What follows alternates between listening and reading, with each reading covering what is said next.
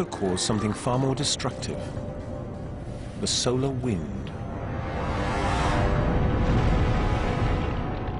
As they reach the surface, photons heat up the outer layers of the sun, sending it hurtling around the star, creating extreme turbulence and intense shock waves.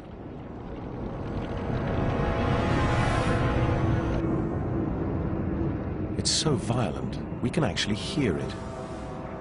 Picked up by the orbiting SOHO satellite, this is the sound of the sun.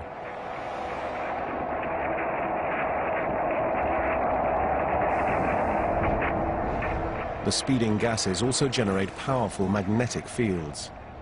As the star rotates, the fields clash and burst through the surface.